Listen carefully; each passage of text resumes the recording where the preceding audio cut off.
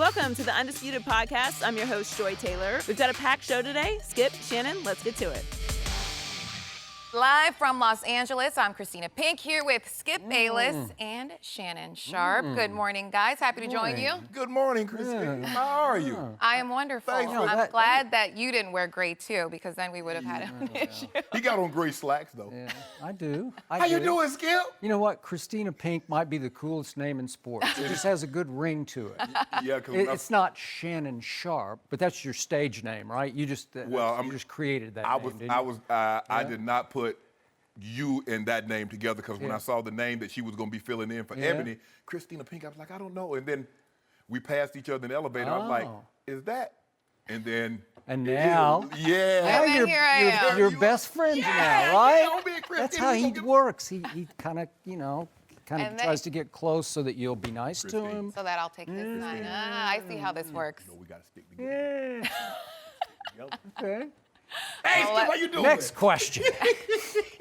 All right, well, let's get things started. Later on, we'll have Cowboys quarterback Dak Prescott joining the show. Can't wait to hear what he has to say. But first, let's get started with the latest in the saga with Kawhi Leonard. ESPN reports that Greg Popovich traveled here to Southern California to meet with Kawhi and discuss the issues between the two sides. This comes after Friday's huge news that Kawhi reportedly wants to be traded by San Antonio and wants to come to LA, preferably to the Lakers. The ESPN report adds that Kawhi told his camp he did not want to sit down with Pop and made it difficult to be reached on purpose. Kawhi is also reportedly angry over how the Spurs handled his quad injury and over comments made by both Tony Parker and Pop that questioned the injury. Now, Shannon, will this meeting help this situation?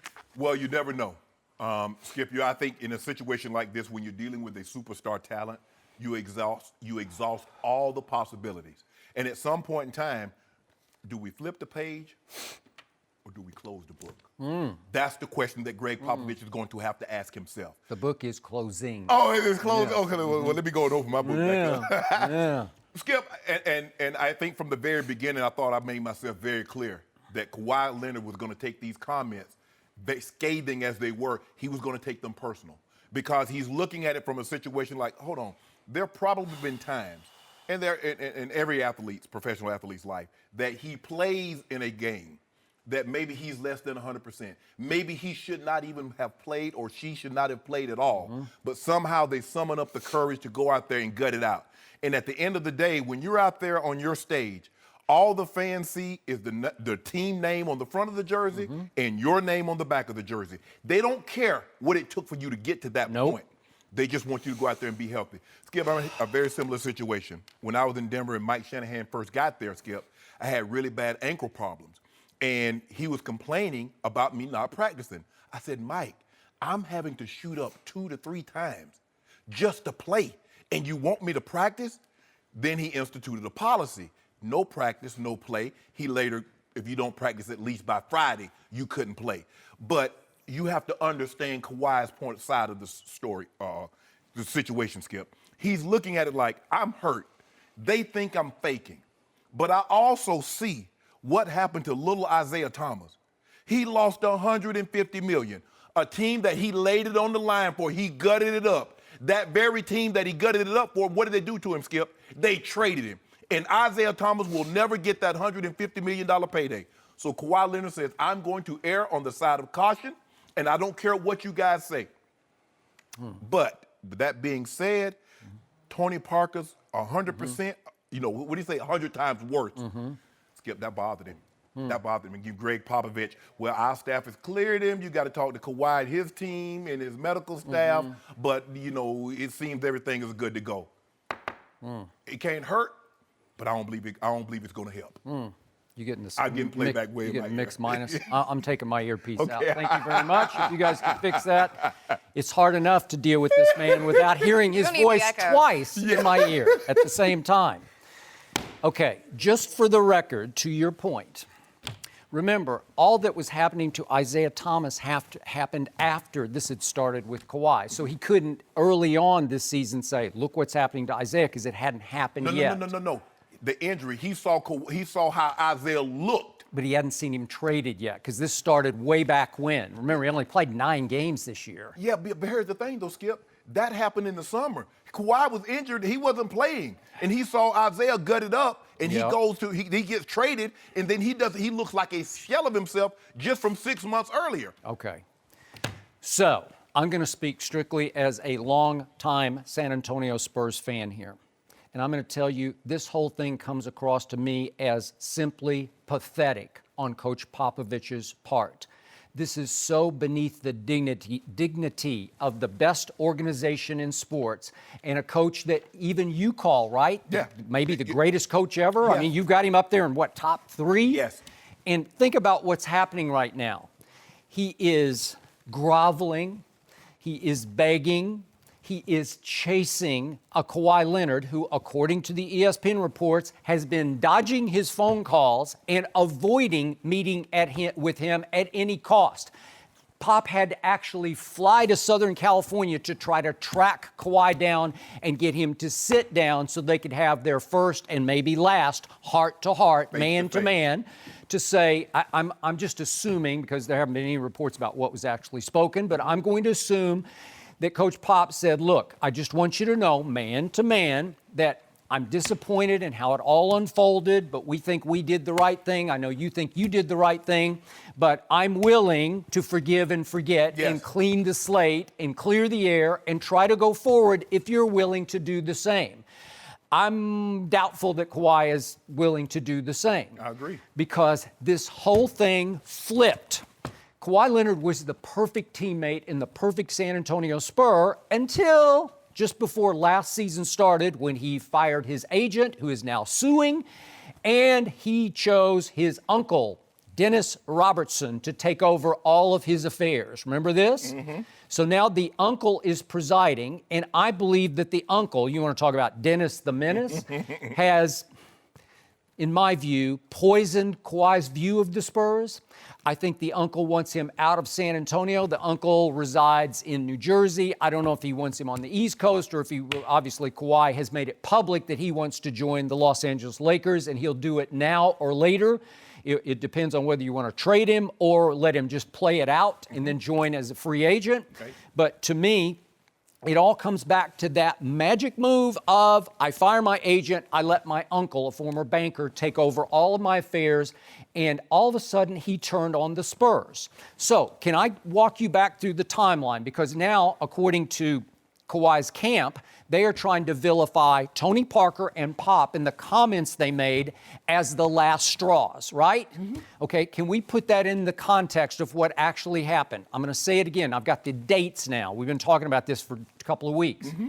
February 22nd, so around mid-season, the most conservative and patient medical staff in all of sports cleared Kawhi Leonard to play with a bruised quad. They had some name, tendinosis or something. I don't know what it was, but it was a bruised quad, and they said he is good to go. This team, as you know, is so patient with its players. You got something? Take time off. They will. You know, that's their whole reputation, their class, their character, they're player friendly. So when they said on February 22nd, you're cleared, that's a bombshell, man. And it's hard for Kawhi to argue out of that.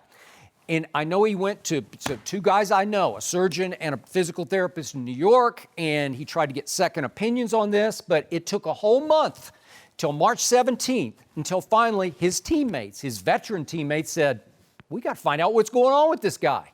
On March 17th, this team had a chance to finish third in the West, behind, obviously, Houston and Golden State. And I thought they were perfectly positioned if Kawhi would come back 100%. Right. I thought they could make a run at the Western Conference because, as you know, with Kawhi, they had Golden State down 23 points in the middle of the third quarter in Game 1 of the previous year's Western Conference Finals. They did. So they have this heart-to-heart meeting, and I guess it didn't go well. I don't know what was spoken or not spoken, but I think Kawhi Leonard said very little. So it took. Are you surprised by that? He never says a word. Exactly. No, okay? So it took 6 more days until one Tony Parker, who, by the way, has 4 rings to Kawhi's 1 ring. So he's decorated, right? He's been there and done all that. And he was asked about Kawhi's injury, and he said, my injury was 100 times worse than Kawhi's. I'm good with that. You were not good with that, but I'm still good with it because Tony Parker ruptured his thigh muscle, his quadriceps. It tore into in a freakish accident of an injury against Memphis in the previous year's playoffs.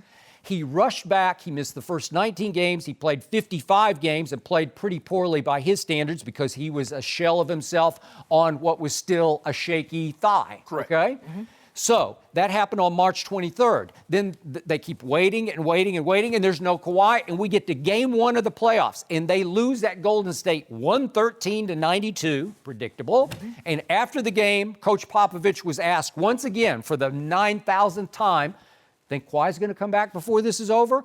And he said, you'll have to ask Kawhi and his group. So they took that as a negative connotation of his dismissing his new team as his group, okay? And so they are holding it against Tony Parker and Coach Popovich for making negative comments about them that burned the bridge. Well, I'm here to tell you the bridge was already burned. It was already Kawhi quitting on the San Antonio Spurs. I disagree, Skip. And the problem that I have with Tony Parker, okay, he has 4 rings. How many medical degrees does he have? So he's ill-equipped to diagnose Kawhi. Skip, so is everybody then, right? Everybody in the locker room. No. The medical, here's the thing, Skip. Some of the greatest doctors have been stumped, profound. And, well, we can't find anything. They send you this place, that place. Okay, Kawhi is saying, I'm hurt. I got to trust him, Skip. He knows his body. Okay, I'm telling you one thing I know for a fact, even on second opinion, no structural damage. No knee, no hip, no Isaiah kind of career-threatening. It's something musculature. It's something in the soft tissue. But only he can feel what he can feel. Bruise. It's a bruise. Okay. He took a knee in the thigh. Shannon Sharpe took God knows how many knees in the thighs. But Skip, I'm wired a little differently. And it bothered me, and it did, and it kind of stained my relationship with Mike when he thought I was faking, and I didn't. Did your doctors back you up that you were getting shot up? Yeah, he knew it. Okay. Hell, he come in the room and see him got a needle this long in my ankle. It would be that long. Yeah. Yep. So he saw it. Okay. And he's questioning me, why am I not practicing? Bruh, I'm taking 2 and 3 shots. But at least you had your medical team on your side, I think. Right?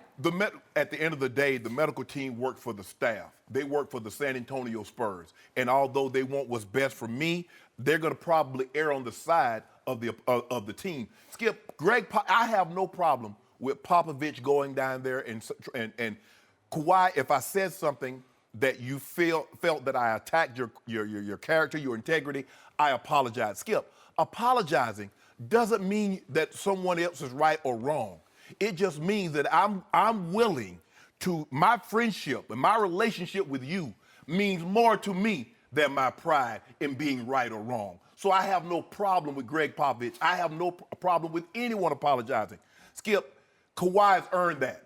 He should have, being a player of his status, he should have been able to earn the right that says, guys, I'm hurt, and not have it questioned. Okay. I'm just going to remind you of this. Kawhi Leonard, in my view, didn't quit on the Sacramento Kings. He quit on the best organization in sports, the San Antonio Spurs. So if I'm ever going to question a medical staff, if I'm going to rank the ones I'm going to question, I'm going to put the Spurs at the bottom. And I agree with you.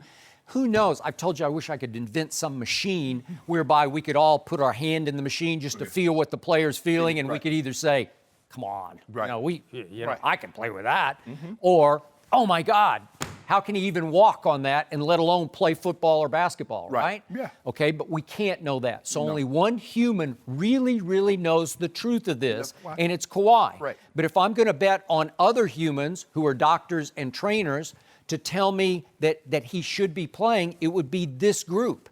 So to me, the bridge is so burned on Kawhi. He's trying to blame everybody but himself. I'm going to blame him to the point I'm never going to trust him again. So even, I don't know, like Coach Popovich, remember a year ago, he talked LaMarcus Aldridge out of a trade request. Right. So I assume there was some of this operating here. But LaMarcus didn't quit on the team. He tried. He failed in the playoffs. He wasn't very good in the playoffs. He was healthy. He just wasn't very good. He came up kind of small. Right. And so I think it discouraged him and frustrated him. And so he's like, maybe I can't live up to my big free agent deal. I need to go somewhere else. But in this case, the Kawhi set the bridge on fire and it burned to the ground. So how can you trust him enough to offer him $219 million for the next 5 years? But Would you do that? The Spurs seem to be willing to take that chance because they know what type of talent that he is, Skip. I believe, and I could be wrong, we may never know the severity of what Kawhi was facing or what that injury was. We know they give us the medical field can give us a technical term or a definition of what it is, but we won't know the severity or what it felt like to Kawhi. But it's just hard for me to believe someone of his character would just say, you know what, I'm done, I'm setting it down. Now, it makes it really hard. It made me want to take fewer shots once Mike started questioning me. Yeah. And Kawhi, all of a sudden, when he hears Tony Parker says that, it's less likely for him want to come back. Well, after that, he wouldn't even show up on the bench because I think it shamed him so much he couldn't even come to the arena and go sit at the end of the bench in civilian clothes because he was afraid of what people might yell at him from the third row, right? People attacking me, fans attacking me, media attacking me is one thing. But one thing that we can't have happen as professional athletes is what? Teammates. That's what hurts them. Skip. Criticism by fans and the media is to be expected. It's when one of your teammates offers some of the harshest criticism that stings the most. That's what stung him the most. Was Tony Parker says, I had an injury that was 100 times worse. Yep. I'm back and he's not back. Yep. Maybe Greg Popovich, he thought that Coach Pop would have said, you know what, guys, I'm going to take Kawhi. I know our medical staff has cleared him. But if Kawhi says he's injured, I have no reason. Kawhi has never given me a reason not to believe anything that he said to me. Now, that's the way I probably would have handled it, dealing with him. Yep. And knowing how his personality and how he's wired. Skip, you can't coach and you can't talk about. Some guys, doesn't matter. You can ride them and it doesn't bother them. Some guys, Skip, you got to always keep your arm around him because if you don't, you'll lose him. And that's what happened to him with Kawhi. When once Pop removed his arm and he let Tony Parker say what he said, and then he probably... And by the way, I think he just wanted somebody to call him out publicly. Yeah. Remember, that could work positively, too. Like, you got me, I'm coming back. But let me ask you a question. Be that as it may, do you think knowing what you know about Kawhi and looking at him and knowing how he's wired, does that strike you as something that would motivate him? I don't think anybody knew at that point because he never says a word to anybody about anything. So you're shooting in the dark of who is he, what is he, because we're not sure. Right. So you put him on the hot seat in a team meeting behind closed doors. That didn't work. So I think Tony Parker decided, I'm going to put him on the public hot seat and see if he'll respond to that. I could have told them, I could have saved them a lot of time.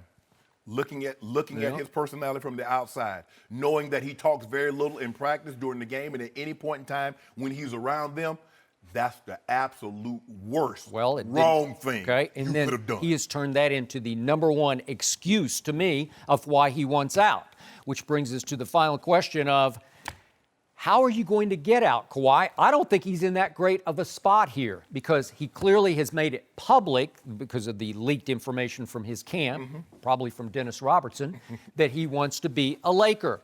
Well, how are you going to pull that off? Because San Antonio isn't going to give him to L.A. for nothing. Right. So, It's the same thing with Kyrie. Once teams know that your superstar is disgruntled and he wants out, they're going to give you pennies on the dollar. That is now, true. It's being reported that he's made it abundantly clear. He's not signing a long-term deal with anyone other than the Lakers. So now you've basically rendered yourself, it's either to the Lakers and take what they offer us, or Skip, who's going to give you top value for him when they know they only got him for 1 year? Well, the one with all the pieces to give you top value is obviously the Boston Celtics. Yes. And yet, if he won't agree to sign longer term, you're going to give up Jaylen Brown and I don't know, or maybe Rozier or a pick. Or heck, even Kyrie maybe. And Kyrie's already made it abundantly clear. He's not re-signing until 2019 because he stands the chance to make anywhere between 80 and 90 million more dollars. So it doesn't make sense for him to sign long-term if you were to make a swap. So Kawhi really does control the card, Skip, because he's made it abundantly clear. In 2019, I'm going to be in the Lakers uniform. That's what's being reported. So now that teams know that, I'm not finna give you Jaylen Brown. I'm not finna give you a pick. I'm not finna give you any of Marcus Morris when I know I only got the guy for 1 year, Skip. No. So really, he really does control all the pieces. Now, you can ship him anywhere you want to. Well, he ultimately does. I'm not sure he does at this moment. Yeah. His camp, and Dennis the Menace is trying to control it. All this is leaked from his camp. Yeah. Remember, the Spurs leaked none of this. Yeah. Everything you know to date has come from Kawhi's camp.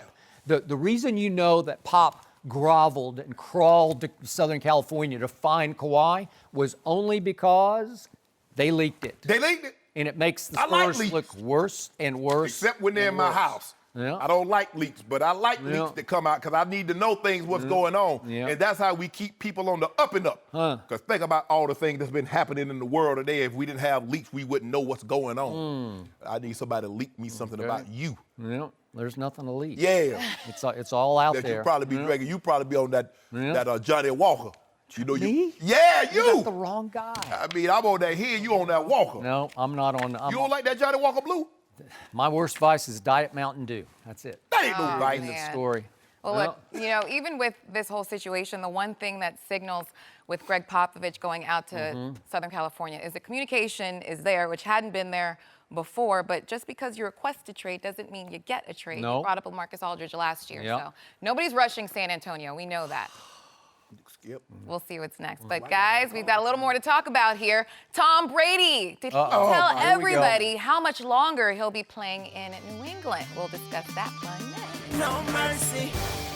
Well, ESPN posted this image on Instagram of Tom Brady telling Oprah that his retirement is coming sooner rather than later. They added the comment, quote, Tom Brady says he's still motivated to keep playing, but he knows he can't play forever. Brady responded to that in Spanish, saying, quote, 45, which means 45 in Spanish. Meanwhile, MMQB's Albert Breer said on The Herd yesterday that the Patriots talked to 4 teams before the draft about possible trades for Rob Gronkowski.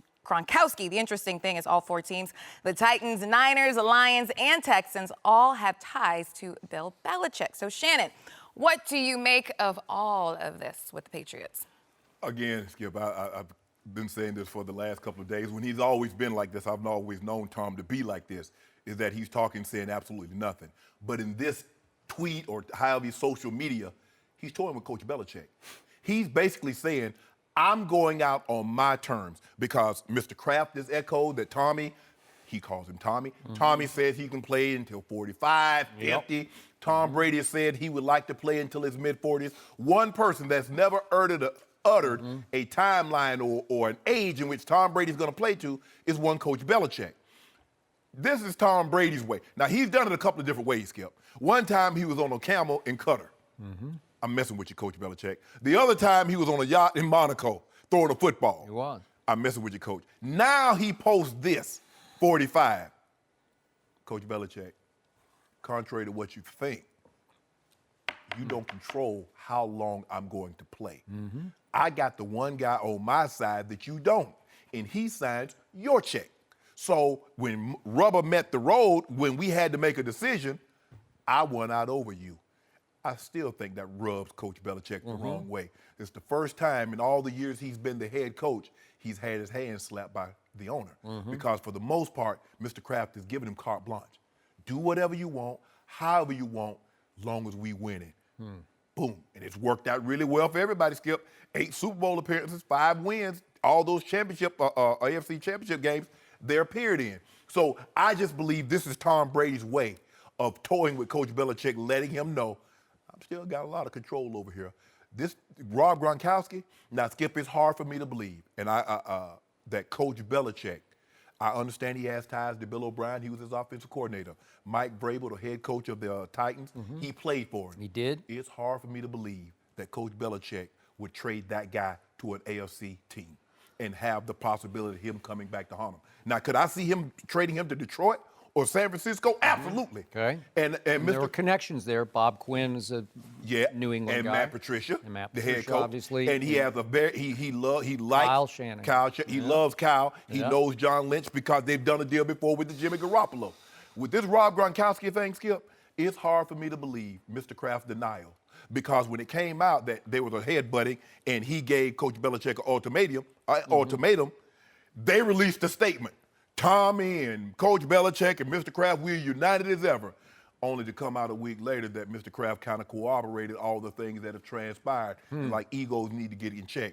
So it's hard for me to believe him now on this denial when he's denied things before and they've come back to be true. On all of the points you just made, I do agree. And then like times 10 on every point. Because for me, this all means that the Cold War between Brady and Belichick is only escalating. It is. And it's a Cold War. It's a quiet war, but it is escalating like crazy because when he drops the 4-5 out on social media, it's in your face, Right. Coach Belichick, because he wants the coach who wanted him gone to know, no, I'm right where I was from the beginning. 4 more years. Right. You got me for 4 more years, Coach, and you wanted me gone next year. Or you can be gone Or and you I'll can be here without you. That is exactly right. Now let's move to the Gronkowski story. Every time I read over the last month that Gronkowski, all these hazy reports about he could be traded, I would just scoff and say, there's no way they're going to trade Rob Gronkowski. I don't care what the money is. He's too good. What do you call him? The biggest threat, receiver threat in pro football? Yeah, he's the best non-quarterback on the offensive side of football. Okay. So all of a sudden yesterday, the story breaks that, oh, wait a second, he talked openly about trading Gronkowski to 4 teams with which he has the connections we just detailed. Correct.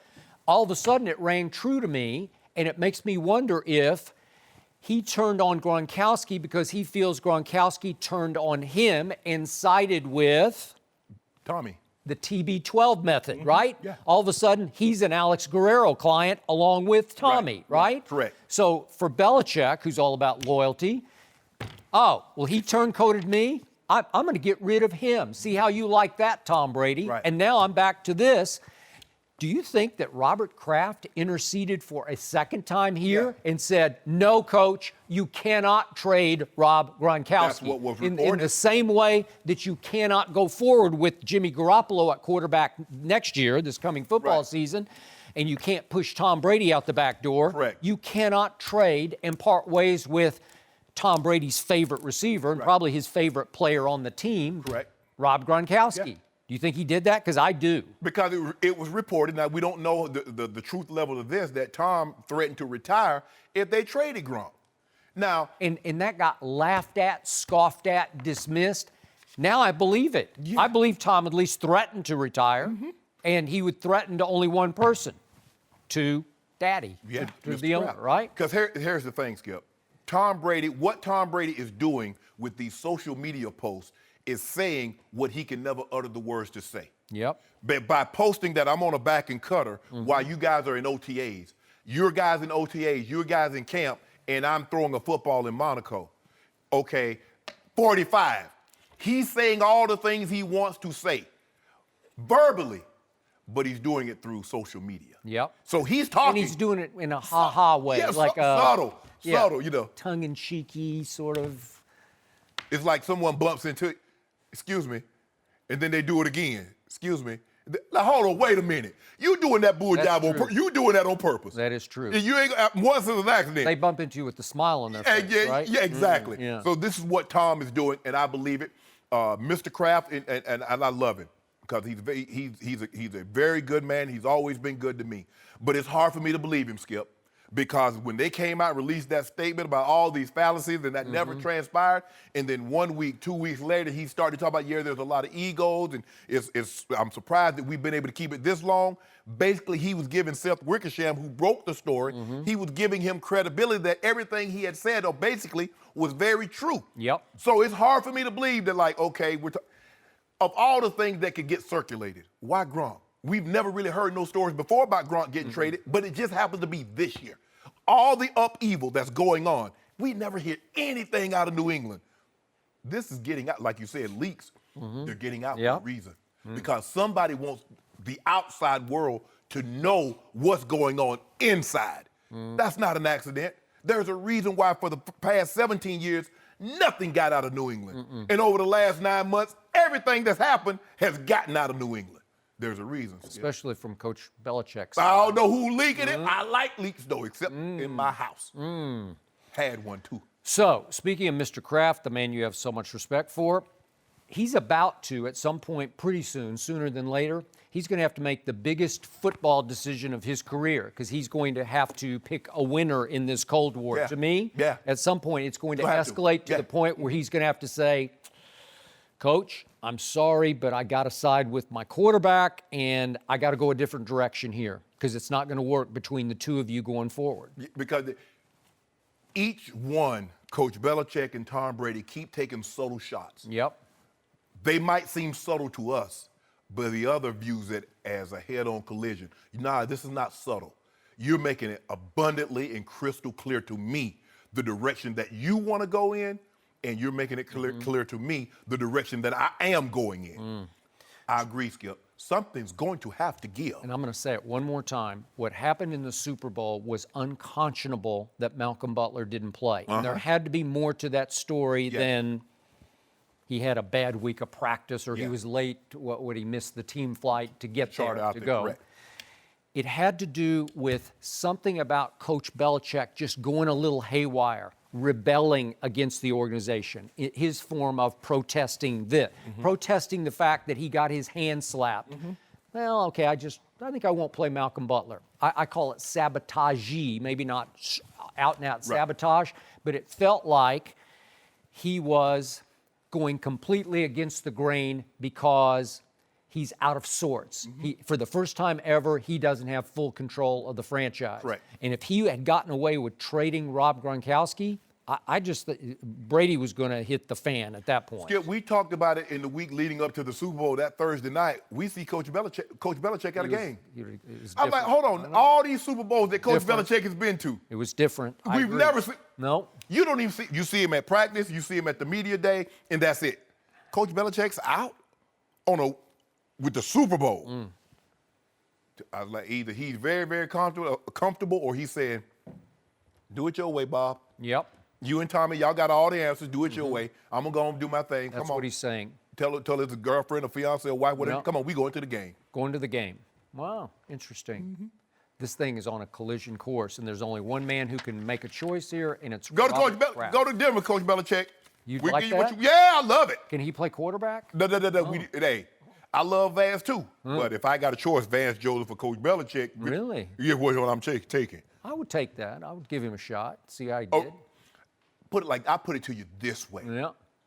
If Coach Belichick were to come up on the market, every franchise, 31 other franchise, would be willing to fire their coach on the spot for a chance just to talk to him, let alone hire him. And maybe he would get exposed for the first time without Tom Brady because he got exposed in Cleveland. Because he knows how to get them players. He knows who to get and how to get them. He was 4 years the head coach in Cleveland and had 3 losing records because he didn't have a quarterback. The only coach that's ever won in Cleveland is Paul Brown. Okay. Hell, he got a team named after him. So unless you him, you ain't winning in Cleveland.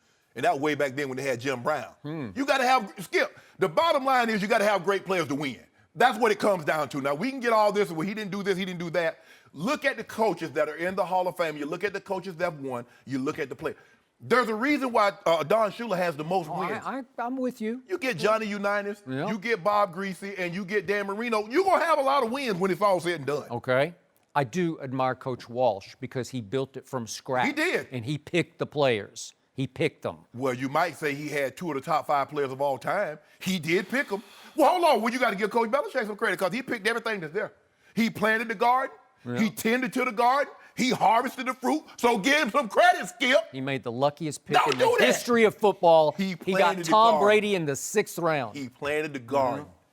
He cultivated. One seed just blew in. He knew it. Nowhere. Hey. Blew in and it lit right in his garden and it rose up into the biggest plant ever, Tom Brady. Jack did make the Jack and the Beanstalk. He did trade something to get those jelly beans or those beans or whatever they were that he planted. So he give him credit. Give Coach Belichick credit. And Coach Belichick, I trust. Well, fee, fi, fo, fum. I smell the blood of a Belichick. That's what I smell. It's not looking good, Skip. There's been endless amounts of noise this offseason surrounding New England. Talking about Tom Brady, by the way, he turns 41 in August, but I think he'd play till 50, really, if you let him. No mercy. What about T.O.? We know he's been wanting to get back in the league. Well, Terrell Owens is supposed to be inducted into the Hall of Fame in August, but he said recently that he will not be attending the ceremony and will celebrate somewhere else. But TMZ posted video of T.O. at a Boys and Girls Club last week, speaking highly of the Hall of Fame. Take a listen. Best thing that you can ever have, and that's the Hall of Fame. And I'm very fortunate to be a part of 300-something odd guys of probably 25,000 guys that have played in the National Football League. So I'm just telling you, if I can make it, you girls and guys, y'all can make it. Love that. But Shannon, are you seeing a change in T.O.? Before T.O. said that he was not going to be in attendance at the Hall of Fame, he sat in his chair the day before, 2 days before, and said how excited he was. And he was very looking forward to that moment. He did. Is he going to change? T.O. is going to be T.O. I hope he comes to the realization, Skip, I'm one of the few people that understand what T.O.'s going through because I felt on the merits of what I was able to accomplish. I should have been a first ballot.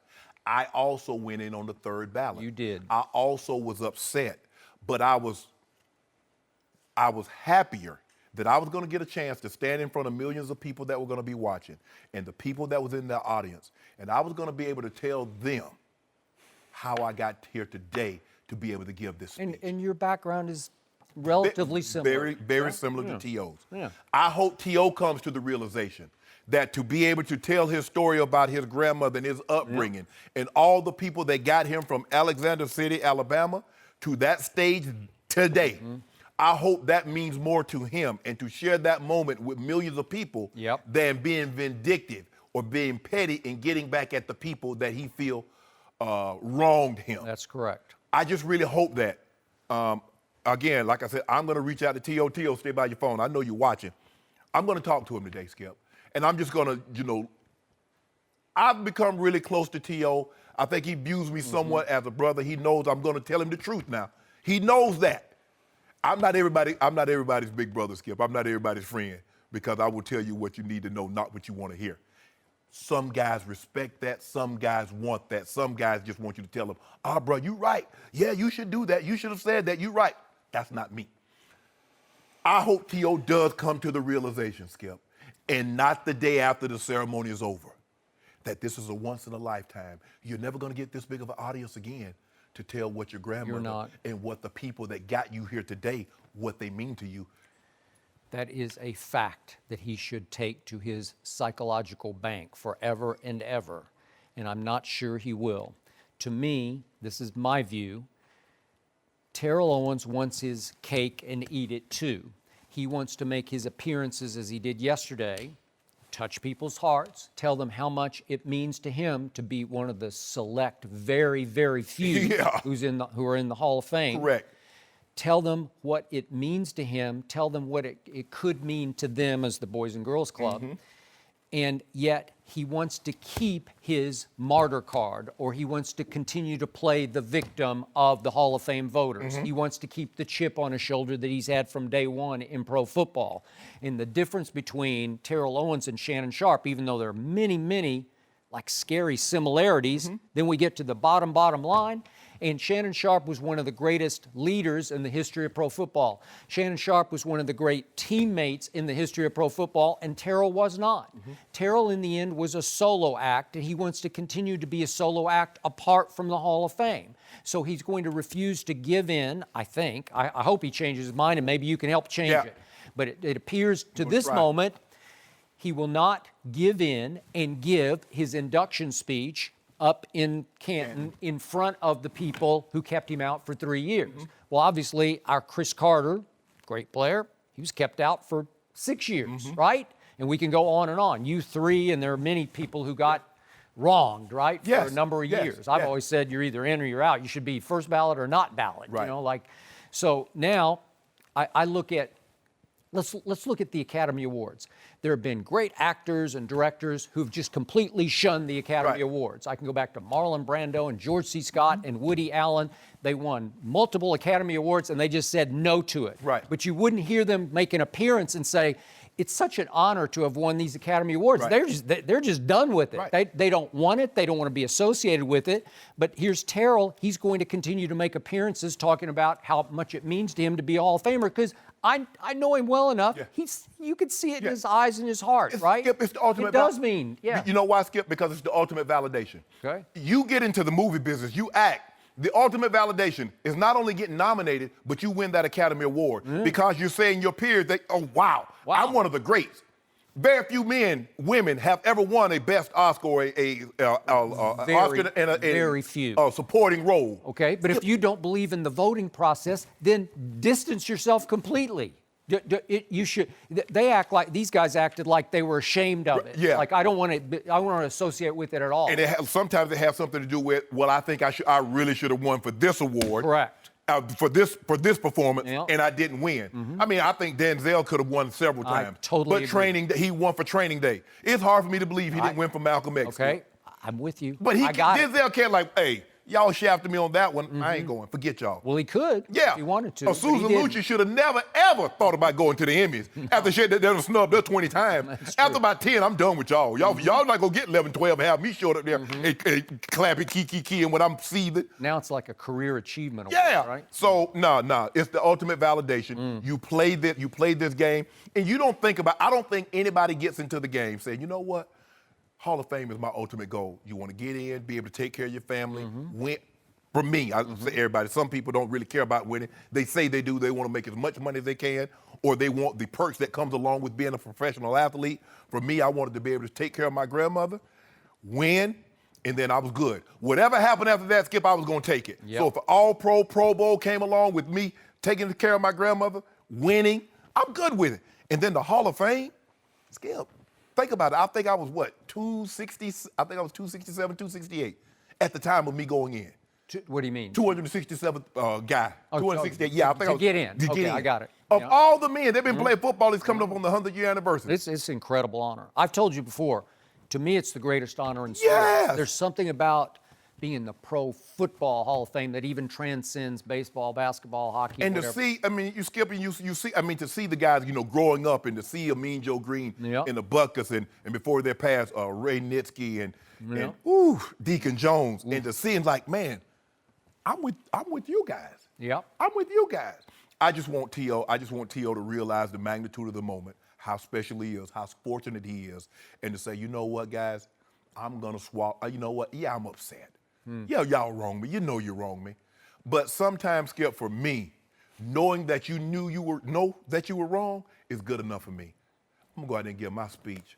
I want the world to hear how I got here. So how many of the previous Hall of Famers have refused to be inducted?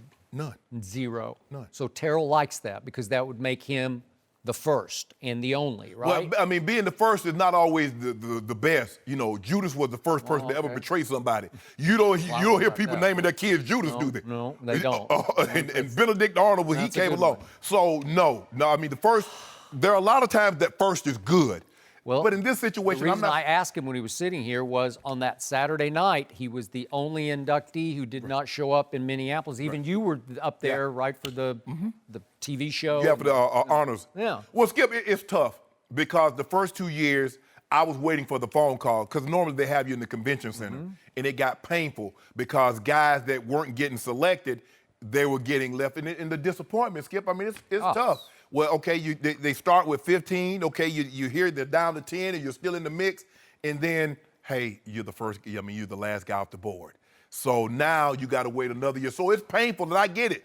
I happen to be working, but I'm not so sure, Skip, that I would have been there. They would have had to flown me in. Because a lot of guys, they did that. Because when we were there, you got to walk out for the halftime of the Super Bowl. Yep. And then they introduced the new 2011 Hall of Fame class. Yeah. Pretty cool. Yeah, it's great, Skip. There's nothing like it. And from that point on, I don't care how many Super Bowls you win, the first thing they're going to say when Tom Brady, Hall of Famer, they ain't going to mention 5-time Super Bowl champ. No. That HOF precedes everything. It does. So Terrell has a chance to be the first at one other thing. He could be the first active Hall of Famer to return to the playing field, right? Yeah. You think it's crazy? I don't dismiss it. Yeah. As Christina pointed out, Edmonton has his rights. I would encourage him, if he really thinks he can play, he should go to Canada. No, Canada is. Why not? No. Well, just go show him. Well, Joe you can Gibbs play. did come out of retirement to coach again, but he was never the same. Well, I don't know. Terrell, Skip, it's 8 years. he Skip, is freakishly fit. Skip, he's 8 years removed. 8 years, not 8 months. He's 8 years removed, Skip. He hasn't taken those hits. His spidey senses. But I got you. But you got to be impressed. He ran 4.4. Yeah. It was on the track, on the UCLA track the other day. But it looked legit to me. He looked like he was moving at 4.4. Yeah. I've never doubted. Yeah, he's always going to be in shape. But Skip, it takes more than shape and more than speed to play that game. Skip, that's a grown man game. I've seen guys that say they're tough go across the middle one time and take that. Back when they could really hit you, they don't really hit now, Skip. No. T.O. don't want those kind of problems. But to his credit, he would go over the Oh, middle. T.O. go across the middle. That's why I have had him rated my second greatest receiver of all time. Yep. Because his ability to run the route tree, go across the middle, big play, run after the catch. He had no weakness. Yeah, he dropped a few balls. He would but drop balls. But a lot of guys dropped a few. Everybody wasn't going to be Steve Largent. But, man, like I said, I'm going to call him today. T.O., be by your phone. I know you're watching. I'll call him. He's lifting while he's watching, right? Nah, he probably just up. He probably done jogged down to Starbucks or something and got some Frappuccino or something. A latte or something. Yeah, he done got to work out. He done something. He done ran 2 miles or something. Now, I would love to see you talk him into going up there. I'm going to give him my I best shot. think you might be the only human out there who can pull this off. I would give him my absolute best shot, Skip. I Well. will do that. There's a mystique that comes with the Pro Football Hall of Fame, that gold bust, that ceremony. There's still time, T.O. Go to Canton. That's what Hey, when they mention Denzel, what they say? Oscar winner. They do. They don't say training day. Oscar Yeah, winner. they say Oscar winner. Right? Yeah. Go on and get them more. Go on up there, T.O. Up next, Cowboys quarterback Dak Prescott joins the show. We'll be right back. No mercy. Our next guest is the quarterback of the Dallas Cowboys, Dak Prescott. Welcome to Undisputed. Hey, Dak. How are you doing? Thank y'all for having me on. No, We thank got you the for joining us. best young quarterback in football join us right here, right now. Right, Shannon? Yeah, we got one of the best quarterbacks joining us. Yeah, Thanks for one coming of. on with us, Yeah. Dak. Hey, so Dak is here on behalf of Ready, Raise, Rise in the fight against cancer. Can you tell us what you're doing with them? Yeah, I'm with my second team today, Bristol-Myers Squibb, who I've partnered up for the second year in a row on this campaign of Ready, Raise, Rise, and it's to educate and bring awareness to the immuno-oncology research that we're doing, and which focuses on the uniqueness of each individual's cancer cells, as well as helping your immune system fight off cancer itself within the body. So it's something super special and near dear to my heart. Everyone knowing my story of what I went through with my mom. So here trying to help and bring awareness. So, Dak, obviously you did lose your mom to cancer. Give us some idea. What was she like, and how much of her is still in you? Yeah, I mean, a lot. When my mom got sick, my mom, she just simply said, allow me to be your story. All greats have a story. And at that moment, I told her I didn't need a story to be great. But fast forward to where we are today, that's exactly what I'm trying to do. And that just brings me forward to saying our challenge with the Ready, Raise, Rise campaign this year is to go to ReadyRaiseRise.com, post a photo of yourself with the Ready, Raise, Rise sign, and just show us your uniqueness, how powerful you are, dealing with cancer, knowing someone that's dealing with cancer, or just being healthy, so we can raise money. With 100 submissions, Bristol-Myers Squibb has promised to donate $250,000. So I'm sure we can get to 100 by the time we finish with this show. I hope so. So, Dak, let's change gears. Let's talk some football. You probably heard that my partner across the table, the Hall of Famer Shannon Sharpe, says that Carson Wentz is clearly better than Dak Prescott. I say it's obvious that Dak Prescott is better than Carson Wentz, and you say what to that? I'm going to let y'all continue to be great on TV. No, you have no opinion of that. I have no opinion. I know how good I can be and how good I'm going to be. All right, let's try this. I gave you some breaks for last year because you got some bad breaks you could not control. I gave you as a quarterback a B for the year. My partner across the table gave you an F for the year. What would you give yourself for last year's performance? What letter grade? Yeah, I'd probably say C. I mean, it was average as could be. I mean, it's got to be better than that. It's got to be I have higher expectations for myself. The Cowboys have higher expectations for myself and for our team and for our organization. So to finish the year off 9-7, I mean, a lot of teams, a lot of organizations count that as a win, but it's not in Dallas. So I mean, we've got a ways to go, but we've made some things work, and we're heading to this offseason and getting ready for camp, feeling good about ourselves. Stephen Jones says this Cowboys offense needs to be more Dak-friendly.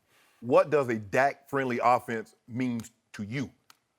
Yeah, I'm not sure exactly what he means there, but it just has to be more balanced all the way around. We know we've got a great back in Ezekiel Elliott. We've got a lot of different guys that'll be playing at receiver with the departure of Dez and Jason. It's a lot of guys that you don't necessarily know about. So, I mean, I think you can just expect the ball to be spread around everywhere. I mean, I think our best games are when I have 8 different guys with catches or something in that area, and then Zeke dominating on the run game and us just opening it up and not knowing what to expect from our offense. So do you enjoy the called runs? Do you enjoy running the zone read occasionally, and would you like to do more of that in a Dak-friendly offense? Well, the zone reads, I mean, you have to take what the defense gives you. And that's if the defensive end is biting down, then of course I'm fine with pulling the ball because, I mean, that's the right play, that's the right read there. So whether it's called more or not, I'm all up for whatever we have to do to win, to get first downs. Do you enjoy running the football? I do. I rather pass it and let those other guys go do the job, but I do enjoy running the ball. Dak, I want to ask you this. Why weren't you and Dez able to have a better rapport? I know you threw the ball to him in practice. I knew you probably worked with him after practice. Why in games did it not correlate to better numbers between you and him? Yeah, I mean, I'm not exactly sure. I can't necessarily wrap my finger around that, or would have been able to fix it for the most part. So not real sure. I mean, as you said, we spent time. We worked in practice. We worked outside of practice. We put in the extra time, and I mean, but who knows? Who knows? So which of those two will you miss the most between Dez and Witten? Oh, that's hard. I mean, both of those guys are great players, and both of those guys did a lot for our organization, having a lot of success. Neither of those guys, I'll say this, can be replaced. You have guys that come in and have to do their job, and maybe they can be replaced by a committee, but going into this offseason after we lost those guys, we didn't say we needed to get this person or that person to replace Dez or replace Jason. So we've got some guys, though. We've got some young guys that will come in and fill the void. And are you surprised Dez doesn't have a job yet? I'm not surprised. I mean, it's just the simple fact of who knows what these contract talks are about. I mean, everybody knows he turned down the one deal. I haven't been in the contract negotiation situation yet, so I don't necessarily know the ins and outs and how that works, but I'm sure he's just waiting for the right fit, the right money, and everything to work out for him. But I know he'll be on the team. Skip and I debated this. You said the Cowboys are going to surprise some people in 2018. I was taken aback by that because you are the Cowboys, the most recognizable sports franchise in all the world, and you don't get to surprise people. What did you mean by you're going to surprise some people? You're going to surprise some people with the win-loss record or how good Dak Prescott's going to be? Yeah, I mean, I agree with you. When you play for the Dallas Cowboys, it's not necessarily like you're surprising people, but what I meant is people have certain expectations for us. So going into this year, we know how good we can be. We know the players that we have on this team. So when I say surprise, I think what I mean is their expectations will change, hopefully, throughout the season. But yeah, Dak, and again, I'm speaking as a very long-time Dallas Cowboy fan, a fan of yours. Just 1 year ago today, you guys were a Super Bowl contender. You were arguably the favorite to win the NFC East, if not the NFC. And it's sort of come full circle to an okay draft and sort of not many moves in free agency. And I think we would all have to agree you're not quite the team you were a year ago. Is that fair to say? On paper, I'm sure. On paper, you can say that. As you said, a year ago, we were coming off of a great season, a 13-3 record, and a great season, as you said. So, I mean, but going into the Super Bowl champions this year, a year ago, I don't know if you said they're in that position. So on paper, yeah, we're a different team. But as I said, we know where we want to go, and we know what we got to do to get there. We like where we're at. You know, because you guys were in the same draft, you play in the same division. The comparisons between you and Carson Wentz are never going to cease until both of you guys are out of the league. Do you watch him? Do you watch what he does? Or you compare and you're like, man, he had a good game. I need to go out and have a good game. I wouldn't say I'm necessarily comparing stats or comparing plays, but as you said, we're both in the same draft class. He was one of the, I guess you can say, partners or other quarterbacks that I liked into the draft, and I knew how talented he was. So when I watch Carson, I'm just watching his game. I've got a lot of respect for him for what he does. And as you said, I mean, I embrace those comparisons. I embrace the competition. We'll be longtime rivals, getting to play each other twice a year, hopefully for a long time in our career. So excited to see what the future holds for both of us. So describe you as a quarterback versus him as a quarterback. How different are your games in your view? I mean, he's a big physical player. I mean, I think as well as I am too. But I don't know if I necessarily broke his game down enough to say these are the differences. This is the pluses here, the minuses there, and then vice versa for myself. But as I said, he's a great player. He's a great player that I can watch, always learn something from, always trying to learn something from other players in general. So he's a great player and will continue to be if he continues the way he's playing. Do you get upset by the constant comparisons between you and he? No, not at all. I don't necessarily pay attention to the comparisons. I know I just got to be the best that I can be for my team and for the Dallas Cowboys organization, and that's all I really worry about. So should the Philadelphia Eagles be the prohibitive favorite to win your division this year? I mean, I don't necessarily pay attention to the favorites. As I said, I'll let you guys on TV who are great at, or think you're great at predicting and knowing what you know. So as I said, I just know what the Dallas Cowboys have and where we need to be and where we're going, and I'm so excited about that and ready to get into training camp. On paper, are they better than you at this moment? On paper, who knows? I mean, you tell me on paper. They won the Super Bowl last year. I think they won the Super Bowl with their backup quarterback, which is a shock to me. And who knows, maybe their backup quarterback will be their starting quarterback. See what I'm saying, Dak? See what I have to go through every day, Dak? See what I'm talking about? Yeah. This is what we talked about on the plane ride back. So it Dak, is what we talked about. Give me something to hang on to as a fan. Give me some off-radar player that you say so-and-so is going to rise and shine and surprise people. One of your receivers. Who do you look at just through your mini camps and say, hey, so-and-so could be something next year? Yeah, I mean, I expect, and you all know his name, Cole Beasley. I expect him to be an all-around receiver, inside, outside, moving him around. He's a guy that's hard to cover, and he has a knack for the game. He has a knack for getting open. But we also have some young receivers that a couple of the guys that have come in, had great OTAs, great mini camps, spent a lot of time working with them in the offseason, that I think they have a lot to them, and that if they come in with the right mindset and continue to get better, they could be good receivers in this league for a long time. And by the way, what happened to Cole Beasley last year? His production dropped off like by half almost? What was he getting doubled more than usual? Yeah, I mean, when you have a year like he had the year before, defenses are good, and defenses get paid in this league too. So they come in and they double him, they bracket him, they put 2 or 3 guys on him inside. He just got more coverage, got more notice the year before, and defenses took note of that. Dak, when you set goals for yourself in 2018, how much are those stat-based compared to wins-based? No, they're all win-based. I know if we're winning, the stats are going to be there, and I know they're going to come.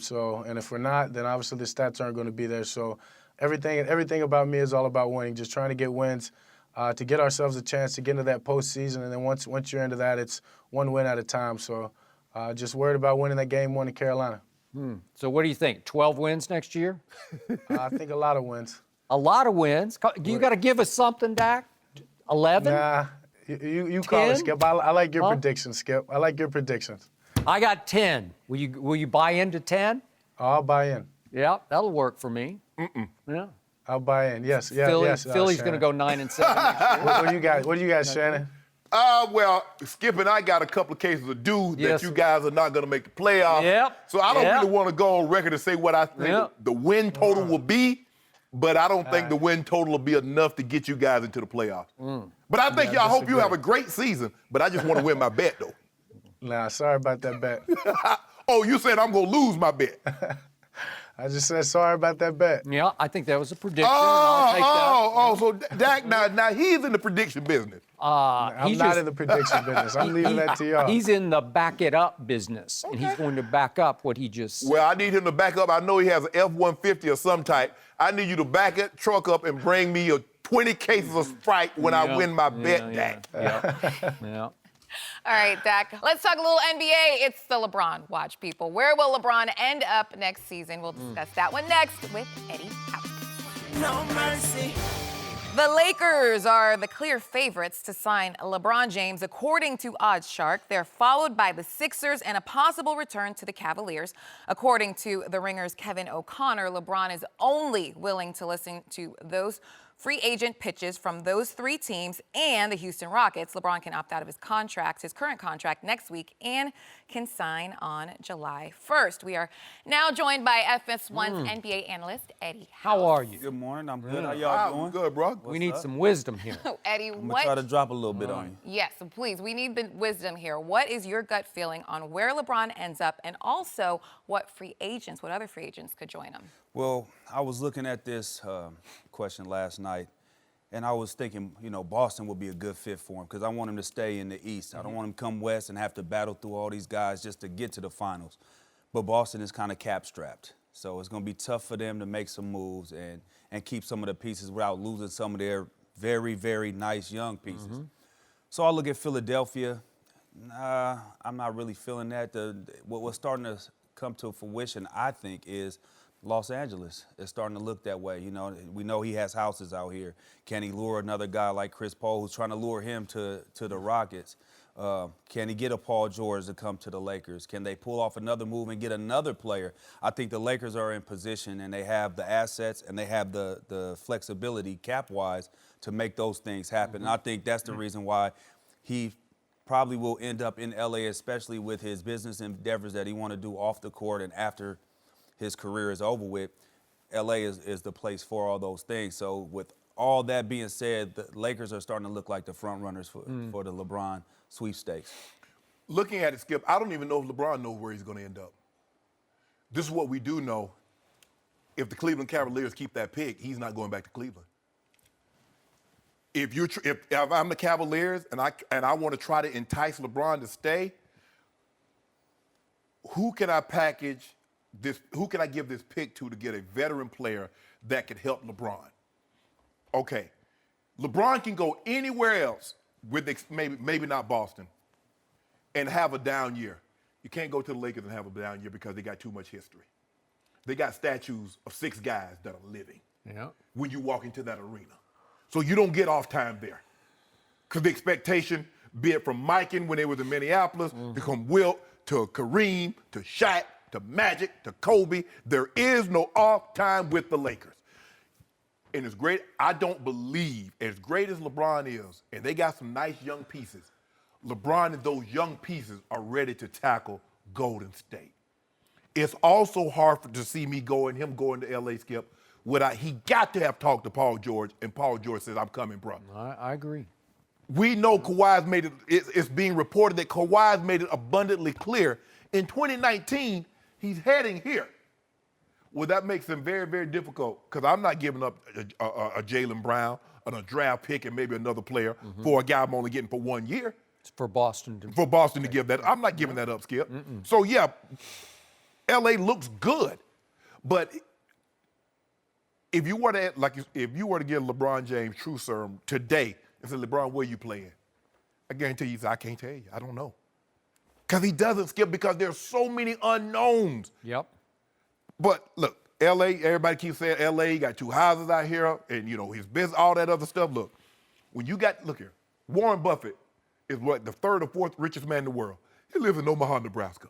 When you got that kind of money, you can live anywhere and do anything you want to do. So L.A., LeBron James is going to sell just as many sneakers from Cleveland or Philly or Boston or anywhere else he go as he would in L.A.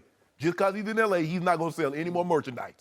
But L.A. does look good, but he has to have assurances from Paul George or somebody I agree. that they're joining him. So, I'm with that.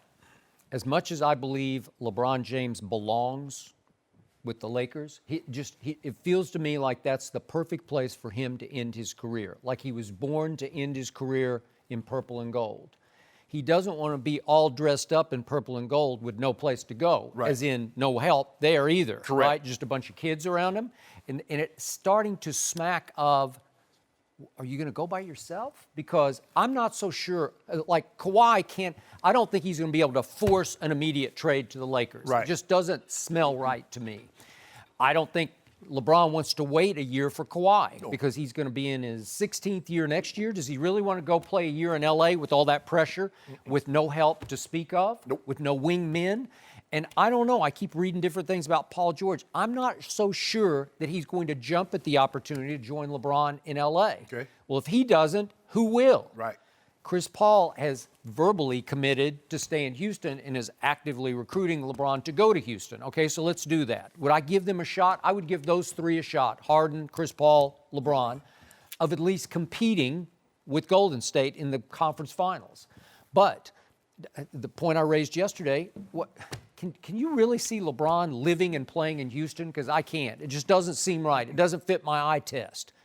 Does he belong in a Rockets uniform at the end of his career? It wouldn't look right, but you know what? Also, they would have to deplete their roster to have it done. They don't have that much. No Capella. Capella, you're going to lose Capella. You're probably going to lose Ariza. Probably Tucker. So, Eric Gordon. With all that right there, now you got those three. That's still not enough to get over the hump. Okay, so I told you there's one scenario that works in L.A. and only one, and LeBron would have to convince Kevin Durant to leave Golden State and join him in L.A. And I'm pretty sure Kevin has 2 houses in Southern California also, or at least in the L.A. area. It would be fitting because what do greats normally do? What did Wilt do? Where did he end his career, Skip?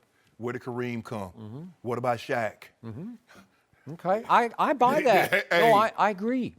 That fits my eye test. Yeah. But you need a real wingman, and there's only one, and it's Kevin Durant. And if you could weaken Golden State and just in a shock, in a moment, strengthen the Lakers. Oh, if the Lakers got Kevin Durant and LeBron, it's over for the West.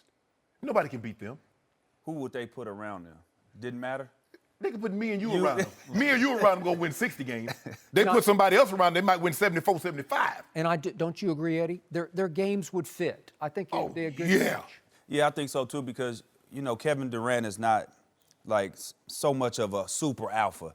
He's more of a I'm an alpha, I'm a dog hooper, but personality-wise, he's kind of a secondary personality. LeBron is kind of like the same too. At times can be dominant, but at times could defer, and I think they will have a good balance right there. And they're 2 different type of players. Yes. Very 2 different. One is a real ISO player. You get him in that elbow, that free throw line extended area. He ISO you hard to guard. LeBron more downhill, go downhill, get to the rack, maybe shoot some threes if you go under. So I think they will mesh perfect. Which brings us back to the East and your point of you don't want to leave the East and go to the beasts in the West.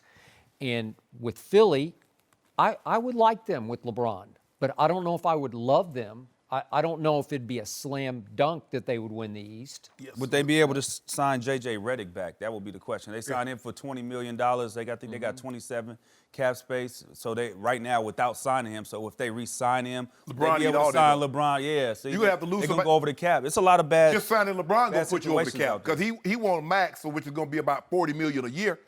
So what? No Redick. You probably lose Covington. You're gonna lose one of those bigs. Nah. Look, and what is it?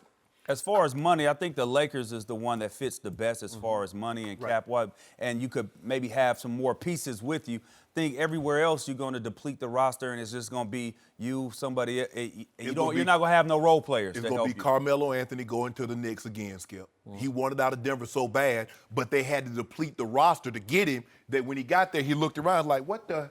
No, bro, we had to give up everything just to get you. They got him Iverson. What was left to Iverson? Yeah, no, but they got Iverson in Denver. Yeah. Oh, in Denver. I Yeah, thought you meant Denver. No, but when they traded him to the Knicks. To the Knicks. Knicks had to give up so much to get him that when he got there, it was just there's nothing left. Nothing. Well, I hear you, which brings us back to would he stay in Cleveland? And you brought it up yesterday. It's the first objective point you've ever made about LeBron James. You got to commit. You got to tell him yes or no, and you need to tell him before tomorrow night. Yes. Well, they're trying to work out something with Kemba, and we'll give him that 8 pick and Kevin Love. Okay. You to get Kemba Walker? No, for Kawhi. For Kawhi? Yeah. Oh, for Kawhi. The 8th pick and Kevin Love. And see, I don't see the Spurs trading Kawhi to the Lakers. Because then you'll have to, if you create a team over there, you got to constantly, that's who you're going to have to beat. Yeah. You created that team. I don't see the Spurs helping the Lakers out in that way. Now, They might not have no choice. Kawhi's made it abundantly clear, I ain't playing for y'all. Because I don't want y'all to think I'm faking on y'all time. I might be faking on somebody else's time, so y'all don't have to worry about this anymore. Well, that could get you sent to anywhere, to Brooklyn. Okay, At the end, and go get all their assets, or somebody that's losing. That could get sent. You could send him there for the 1 year and get some assets, and then Brooklyn would be a fool, but I'm not surprised because they gave up all those assets for Paul Pierce and Kevin Garnett. So that Danny still using. Nothing will surprise me about Brooklyn. But you would be a fool after Kawhi Leonard has told you he's leaving no matter where you ship him to, unless it's the Lakers after 2019. I'm not giving up my young picks, my young talent for 1 year.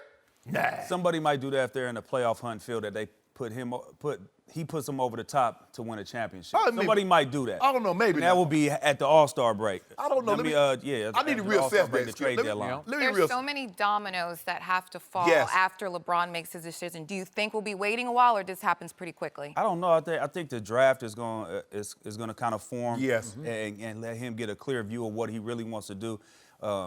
So it all depends on what they do with that 8th pick. I mean, they could do a lot with it. They could end up getting Trae Young. That might help him out because he could play off the ball. Trae Young's a hell of a passer. I think that's his best attribute. That's his only attribute. All right, guys, we will see. Eddie, thank you so much for joining us. No mercy. Thanks for listening to the Undisputed Podcast. I'm Joy Taylor. We're back again tomorrow morning at 9:30 Eastern. We'll see you then. Fox Sports 1 of 1.